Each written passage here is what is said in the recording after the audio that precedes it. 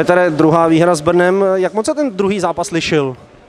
Tak dneska hlavne sa lišil tým, že sme dali my prvý gól, že nás to možno trošku upokojilo a potom sme už boli jasne lepší.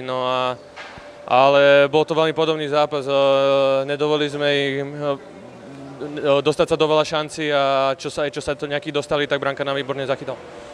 Vypadalo to z hlediště, že Kometa byl ještě důraznější než v tom prvním utkání. Cítili jste to i vy na ledě? Tak samozrejme, my sme včera otočili z 1-0 a sme vlastne vyhrali zápas, oni nemali čo stratiť, oni chceli vyhrať aspoň jeden zápas, ale našťastie oni boli síce dôrazní, ale potom mali veľa hlúpých faulov, čo vlastne od nervov a myslím, že aj to nám pomohlo.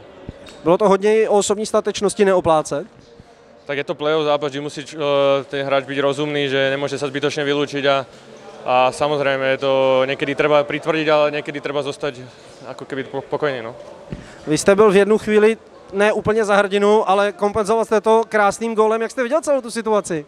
Tak ja celkovo, ja som bol prekvapený, že ma vylúčil, ja som si není vedomý, čo som tam presne urobil, si to musím pozrieť, ale ja som rád, že som sa takto mohol odplatiť a že som nabehol hneď a že som išiel do breaku.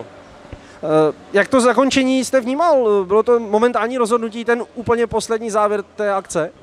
Tak ja som vlastne s tým pukom nemal čo urobiť, tam nikto nenakorčil, ale videl som, že brankár není pri tyčke, že tak som mu to snažil trafiť na zadok alebo na betón, a čo sa mi podarilo a sa to super odrazilo. No. Jak moc budou jiné zápasy v Brně podle vás? Tak ja som tam hral jeden zápas zatiaľ tú sezónu a bolo tam veľmi rušné publikum, majú výborných fanúšikov, ale vyhrávame 2-0 a chceme určite tam vyhrať jeden zápas.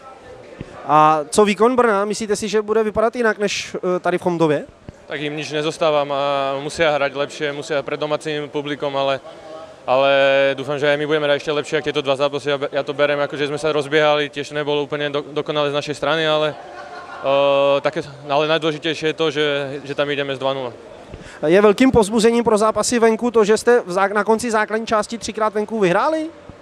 Tak samozrejme, predtým sme mali tú dlhočanskú sériu bez víťazstva vonku, čo nepridalo na pohode, ale toto je nová séria, toto je play-off a je to jedno, čo sa už stalo v základnej časti, teraz ide, to je úplne iná súťaž.